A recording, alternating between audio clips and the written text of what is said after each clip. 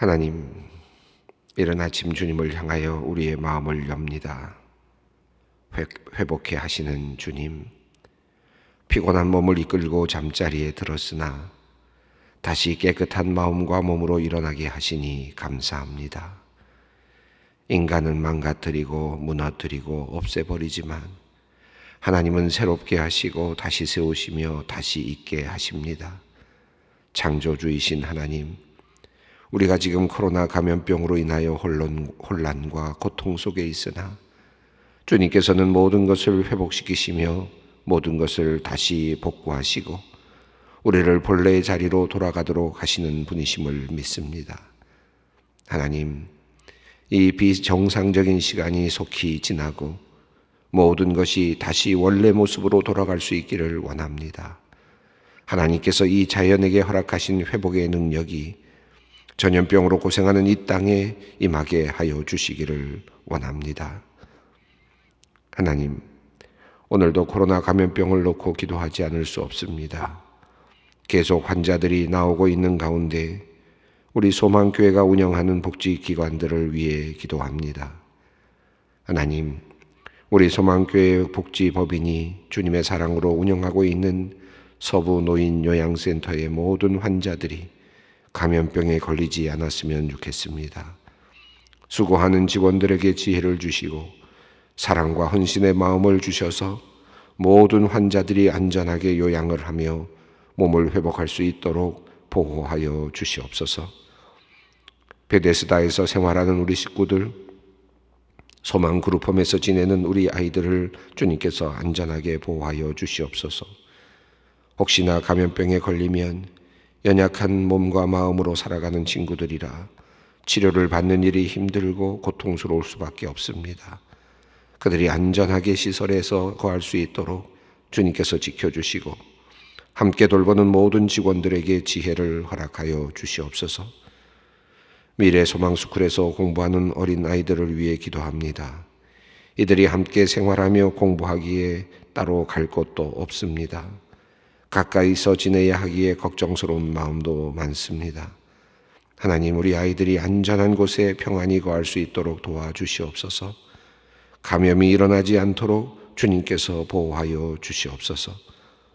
소망 어린이집의 어린이들을 또한 주님께서 안전하게 지켜주시옵소서. 어린아이들이 좋은 교육을 받게 하시고 하루하루 편안히 지내게 하여 주시옵소서. 수고하는 원장님을 비롯한 모든 교사들에게도 어린이를 사랑하는 마음 주시고 그리스도의 마음으로 아이들을 잘 키워가게 하여 주시옵소서. 하나님, 최근 일자리가 없어서 원하지 않는데도 불구하고 아르바이트 등 시간제 근로를 하는 사람들이 빠르게 늘어나고 있다고 합니다. 자녀의 교육을 위해 가족들의 생존을 위해 일자리로 나아가는 비자발적 시간제 근로자들이 그래도 이를 통해 살만한 희망을 발견하며 자신감을 얻었으면 좋겠습니다. 그러한 사회적 구조가 만들어졌으면 좋겠습니다. 극단적인 경쟁사회 속에서 지치지 않게 하시고 건강이 상하지 않도록 주님께서 이들을 지켜주시옵소서. 열심히 일해서 살만한 나라, 행복해지는 세상이 될 수 있도록 우리 모두가 함께 노력하게 하여 주시옵소서. 하나님, 우리 소망의 성도들을 위해 기도합니다. 아이가 생기지 않아 간절히 기도하는 젊은 부부들이 참 많습니다. 모두 자신만 어려움 당하고 있다고 생각하지만 주위에 힘겹게 노력하며 기도하는 이들이 많이 있음을 알게 하시고 한 마음으로 주님께 기도하며 실망하지 않게 하시고 최선을 다하여 노력하게 하셔서 아브라함과 사라에게 허락하신 자녀를 얻는 축복을 주님께서 허락하여 주시옵소서. 하나님, 군에 가 있는 우리 자녀들을 위해 기도합니다.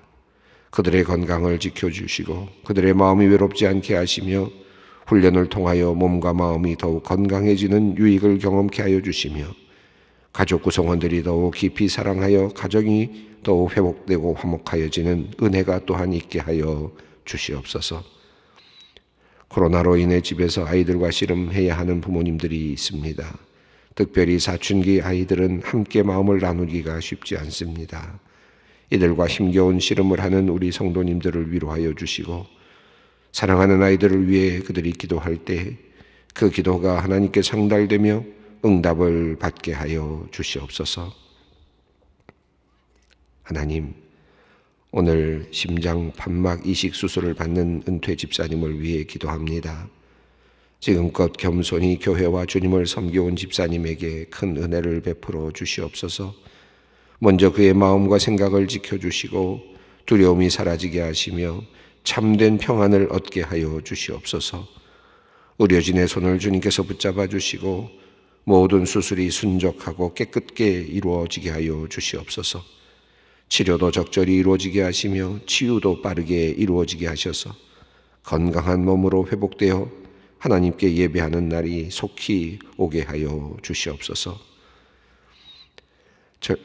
오늘부터 일본에서는 하계 올림픽이 개최됩니다.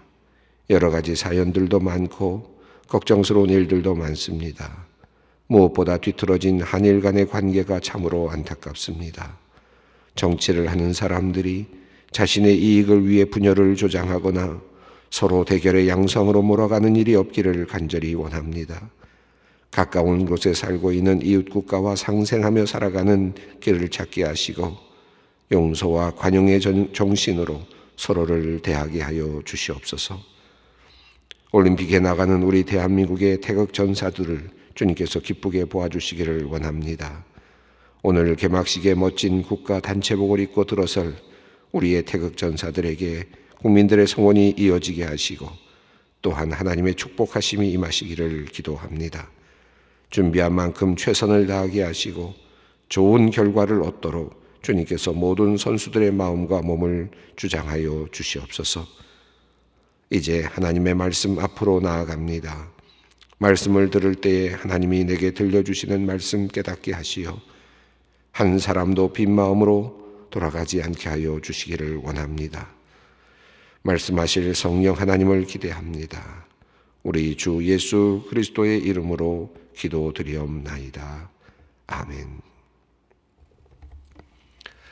오늘 우리에게 주시는 하나님의 말씀은 고린도전서 12장 12절로 20절 말씀입니다. 고린도전서 12장 12절로 20절 말씀 함께 봉독합니다. 몸은 하나인데 많은 지체가 있고 몸의 지체가 많으나 한 몸인과 같이 그리스도도 그러하니라. 우리가 유대인이나 헬라인이나 종이나 자유인이나 다 한 성령으로 세례를 받아 한 몸이 되었고 또 다 한 성령을 마시게 하셨느니라. 몸은 한 지체뿐 아니요 여럿이니 만일 발이 이르되 나는 손이 아니니 몸에 붙지 아니하였다 할지라도 이로써 몸에 붙지 아니한 것이 아니요 또 귀가 이르되 나는 눈이 아니니 몸에 붙지 아니하였다 할지라도 이로써 몸에 붙지 아니한 것이 아니니 만일 온몸이 눈이면 듣는 곳은 어디며 온몸이 듣는 곳이면 냄새 맡는 것은 어디냐. 그러나 이제 하나님이 그 원하시는 대로 지체를 각각 몸에 두셨으니 만일 다 한 지체뿐이면 몸은 어디냐. 이제 지체는 많으나 몸은 하나니라. 아멘. 어제 우리가 읽어 내려가던 말씀 중에 8절 이후 부분을 이제에서 멈춰 섰습니다. 성령에 대한 말씀을 주셨고 이 성령에 대한 이야기, 은사와 관련된 이야기를 이제 다루기 시작해서 이제 두 번째 시간으로 지금 넘어가고 있습니다. 앞선 내용은 이런 것이었죠. 성령은 예수를 구주로 고백하게 한다. 성령은 고백하게 하시는 영이시다. 라고 하는 사실을 먼저 말씀하셨습니다. 그래서 성령을 통해서 우리는 예수를 구주로 고백할 수 있고 또 증언할 수 있다라고 하는 그런 말씀이었죠.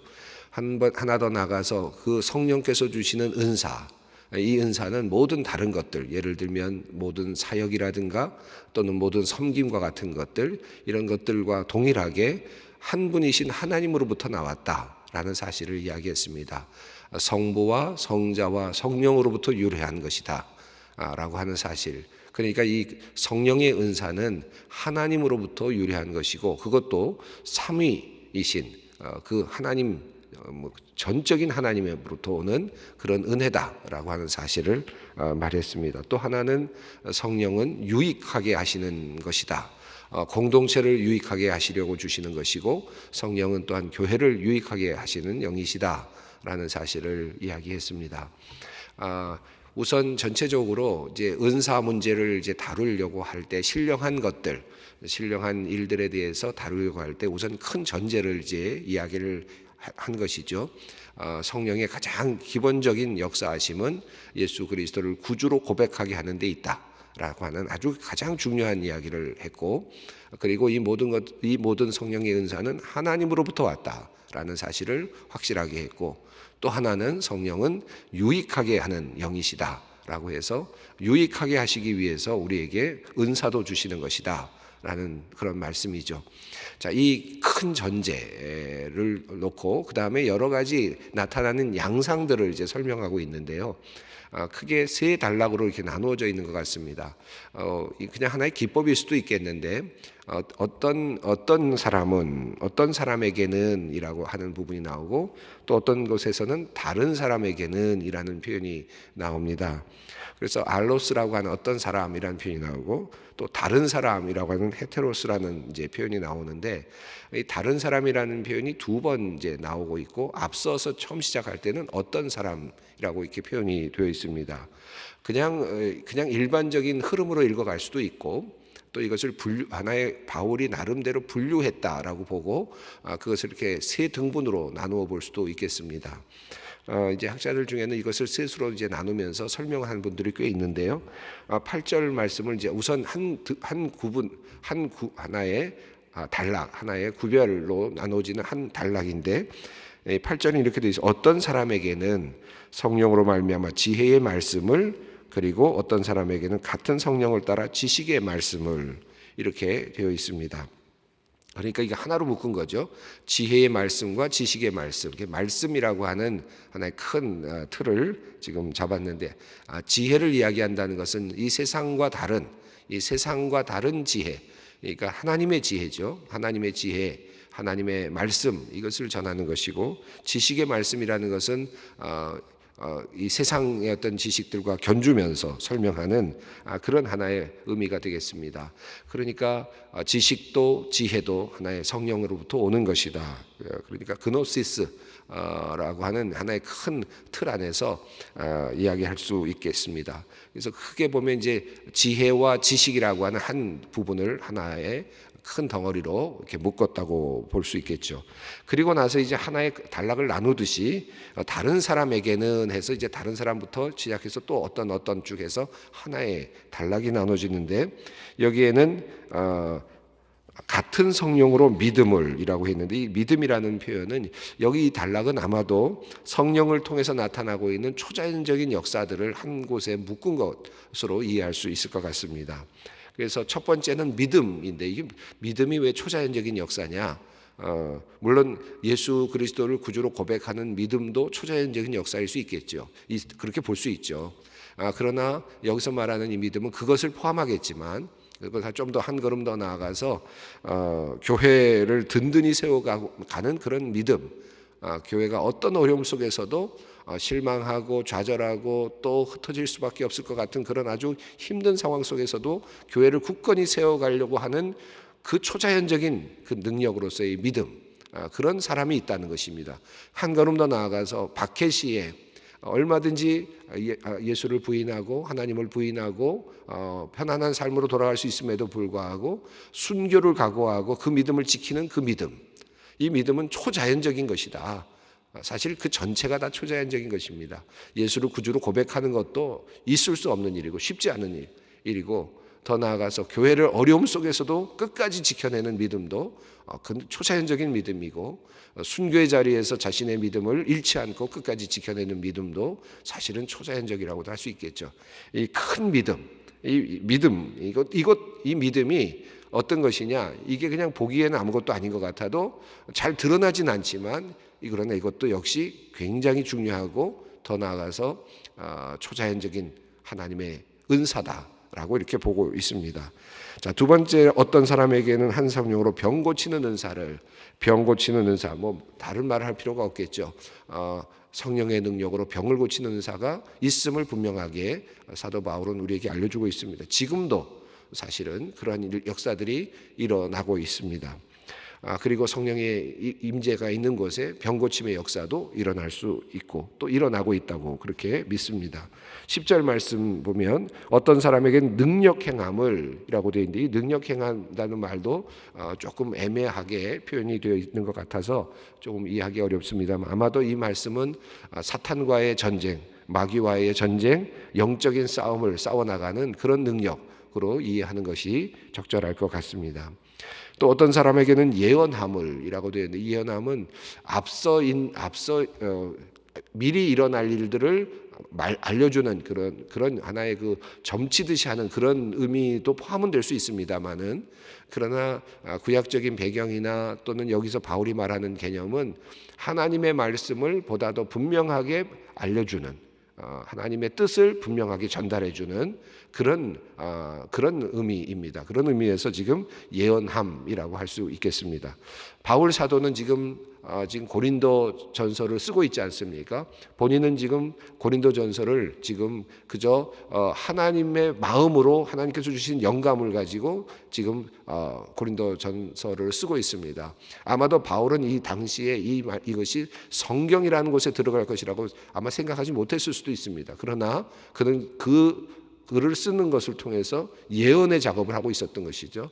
하나님의 뜻을 그대로 받아서 지금 사람들에게 전하는 일을 하고 있었던 것이고, 그 은사를 지금 사도 바울은 받아서 지금 성경을 적어가고 있는 것이라고 할 수 있습니다. 자, 어떤 사람에게는 이런 예언함의 은사를 주셨다. 또 어떤 사람들에게는 영들을 분별함을 이렇게 되어 있습니다. 이렇게 해서 영들을 분별하는 것까지, 영적인 어떤 사역들, 영들을 분별하고 영적으로 싸움을 싸우고 그리고 예언하고 또 믿음을 분명하게 굳세게 하고 하는 이런 모든 것들, 또 병을 고치는 역사들, 이런 것들이 성령의 은사의 한 영역 안에 들어있다.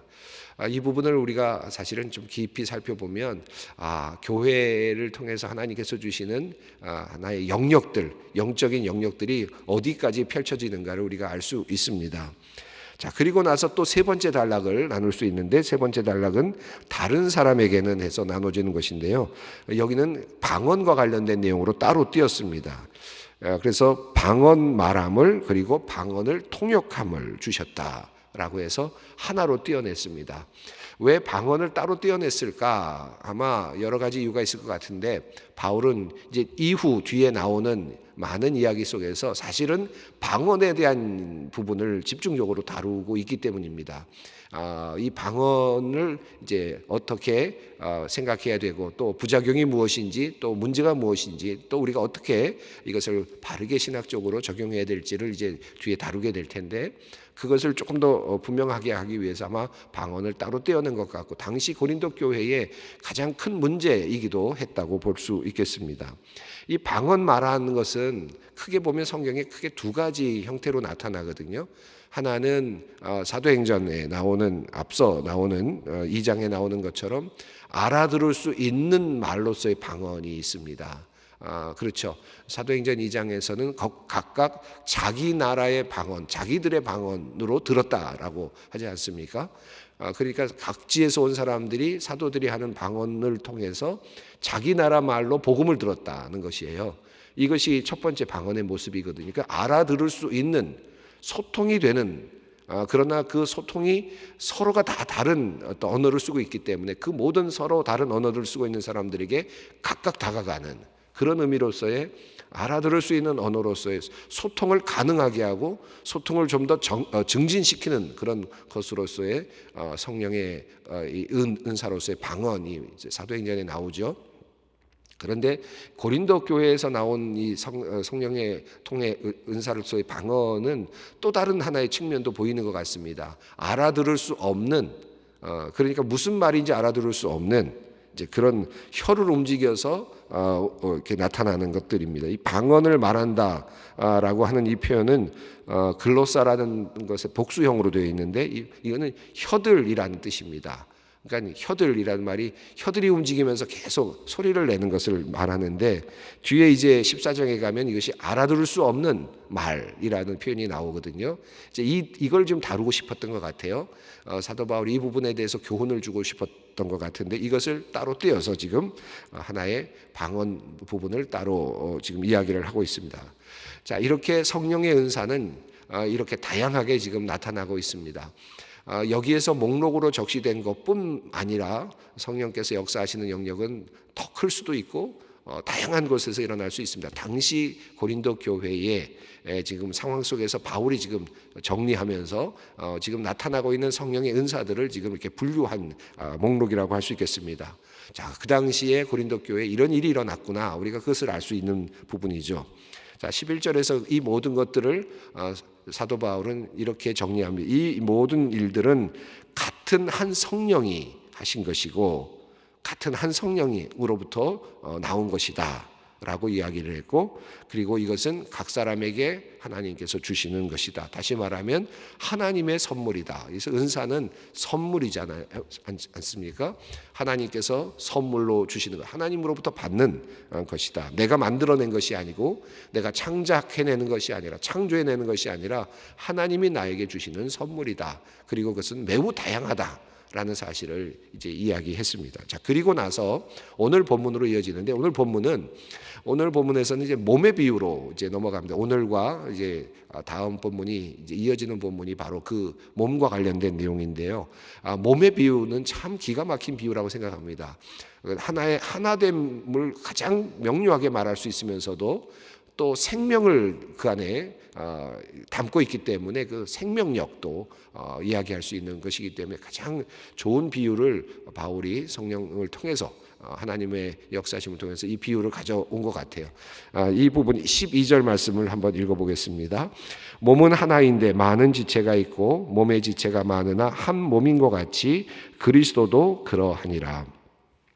이 부분은 우리가 잘 읽어 내려가는 것만으로도 충분히 이해할 수 있는 부분들이 많아서 그 자체로서도 의미가 있습니다. 자, 12절을 보시면 몸은 하나인데 지체가 있고 많은 지체가 있다. 우리 몸을 보시면 몸은 하나지만 각자 모든 지체들이 있다. 손도 있고 발도 있고 또 머리도 있고 귀도 있고 눈도 있고 이 모든 것들이 있다. 이제 그 내용이죠.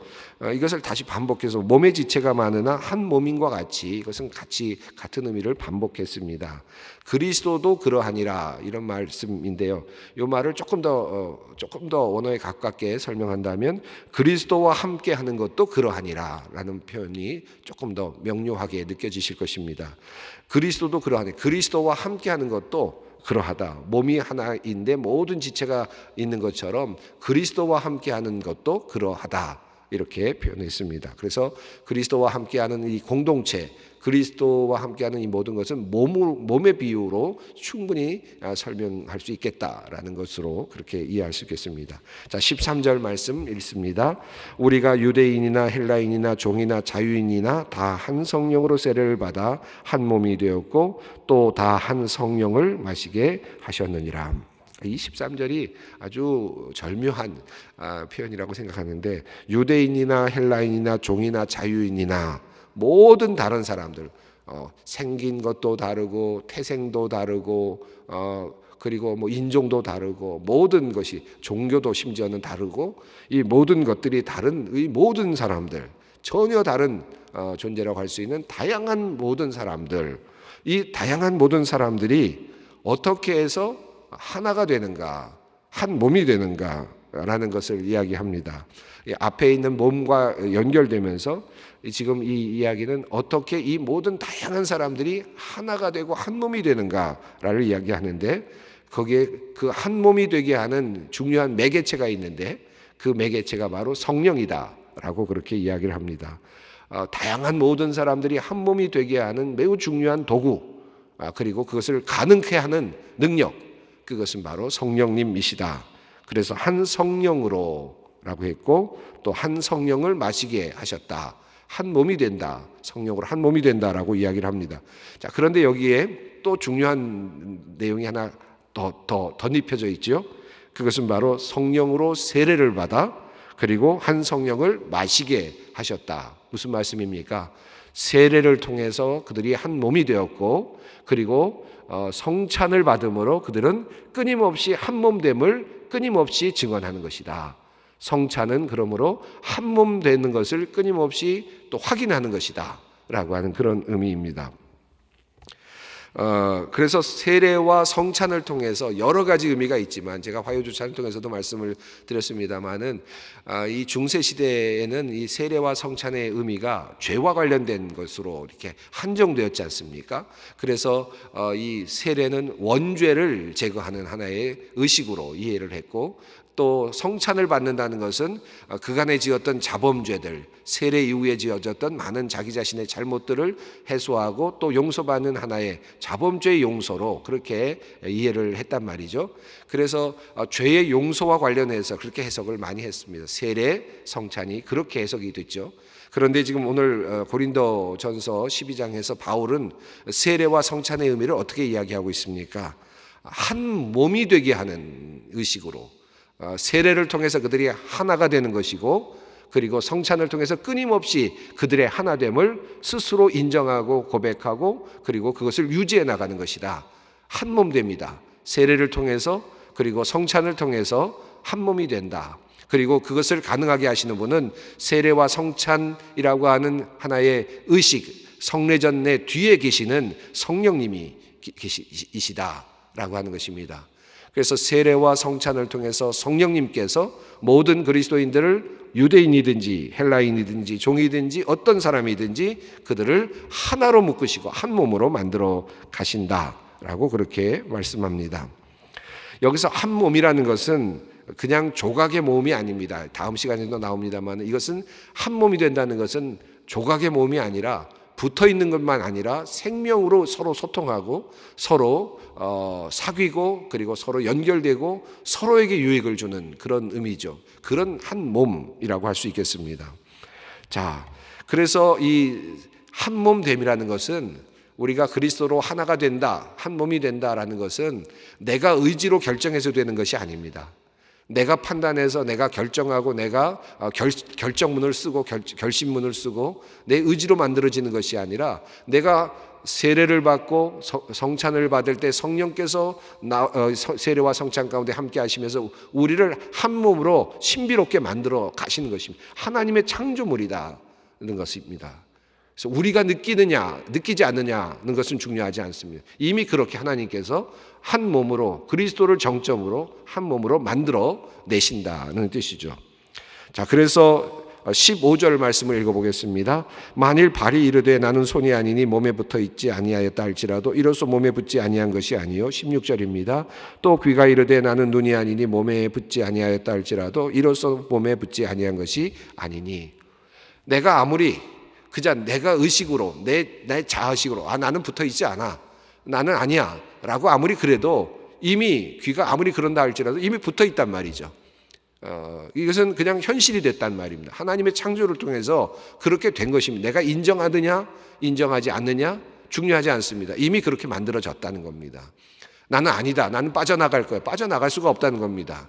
이미 그렇게 하나님께서 만들어내셨다. 그러니까 우리는 어쩔 수 없는 공동체, 한 몸이다라는 것입니다. 이게 굉장히 중요하죠. 내가 그저 빠져나갈 수 있는 그냥 공동체 하는 회원 모임이 아닙니다. 하나님께서 신비롭게 그렇게 만들어서, 그렇게 지어서 그렇게 생겨나도록 하신 그런 아주 신비로운 그런 생명체다라고 하는 사실입니다. 17절 18절을 읽습니다. 만일 온몸이 눈이면 듣는 것은 어디며 온몸이 듣는 것이면 냄새 맡는 것은 어디냐. 그러나 이제 하나님이 그 원하시는 대로 지체를 각각 몸에 두셨으니. 19절입니다. 만일 다 한 지체뿐이면 몸은 어디냐. 20절 읽습니다. 이제 지체는 많으나 몸은 하나니라. 각 파트가 절대로 전체가 될 수는 없습니다. 내가 귀라고 해서 듣는 것만이 모든 한 몸을 이룰 수 없습니다. 듣는 것뿐만 아니라 보는 것도 필요하고 냄새를 맡는 것도 필요하고 내 기능은 아니지만 모든 것들이 합하여질 때 한 몸을 이룰 수 있다라는 말씀이죠. 이 몸의 신비, 하나님께서 성령을 통하여 우리를 한 몸으로 부르셨다는 것이 어떤 의미인가. 내가 알고 있는 내가 자의식, 내가 결정하는 것을 넘어서는 하나님의 신비로운 창조물로서의 성령의 공동체, 성령으로 묶어지는 한 몸, 이것을 오늘 깊이 묵상할 수 있었으면 좋겠습니다. 함께 기도합니다. 하늘에 계신 우리 아버지, 아버지의 이름을 거룩하게 하시며 아버지의 나라가 오게 하시며 아버지의 뜻이 하늘에서와 같이 땅에서도 이루어지게 하소서. 오늘 우리에게 일용할 양식을 주시고 우리가 우리에게 잘못한 사람을 용서하여 준 것 같이 우리의 죄를 용서하여 주시고 우리를 시험에 빠지지 않게 하시고 악에서 구하소서. 나라와 권능과 영광이 영원히 아버지의 것입니다. 아멘.